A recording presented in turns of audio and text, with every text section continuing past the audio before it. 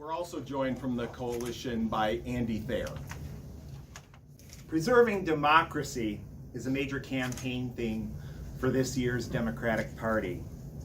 But is the National Democratic Party, by allowing a series of violent attacks on pro-Palestinian students by police and counter-protesters, preserving democracy?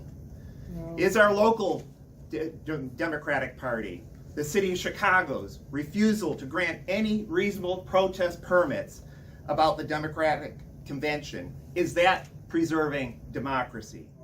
Here in Chicago, the CPD controls the protest permit process, and Superintendent Snelling controls the CPD. Superintendent Snelling is a named defendant in today's lawsuit.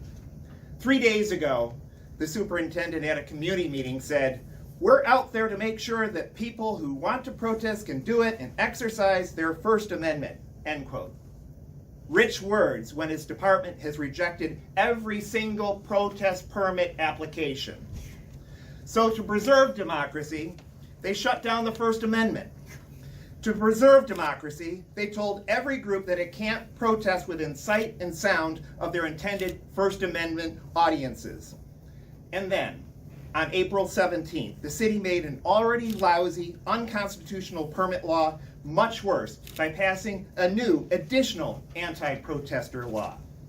Shamefully, our so-called progressive mayor, Brandon Johnson, introduced it, and the city council unanimously passed it.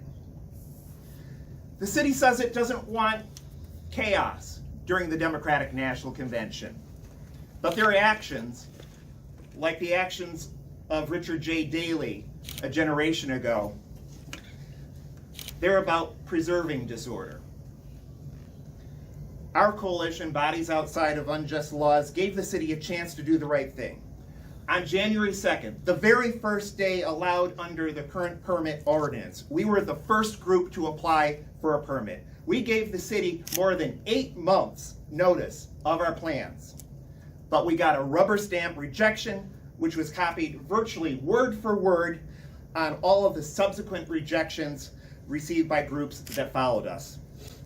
By filing this lawsuit today with the American Civil Liberties Union, we're giving the system another chance to do the right thing. But I gotta say, it's absurd that we even have to file a federal lawsuit in order to assemble here while the Democratic Convention's happening. What does that say about the city we live in? What does that say about the country we live in? That we have to file a federal lawsuit in order to exercise our reasonable First Amendment rights. But our messages of full reproductive justice, full LGBTQ justice, have a right to be heard on the national stage.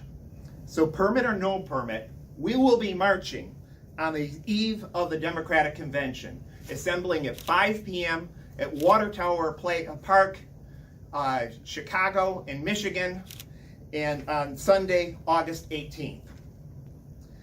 Now, for those who wonder why we're protesting against the Democratic Party that claims to support our issues, it's very simple. For half a century, the Democrats allowed the constitutional right to abortion and other rights to be eroded bit by bit until we lost them. Most Democratic politicians only showed interest in reproductive rights after we lost them. But now they see electoral gold, a path to power.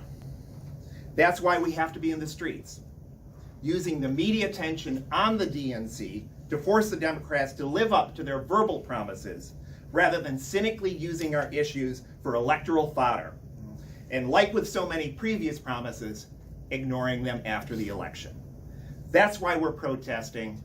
We demand that our rights be heard on a national stage and not shut it off to the side miles away from the convention like so many other groups have been told to.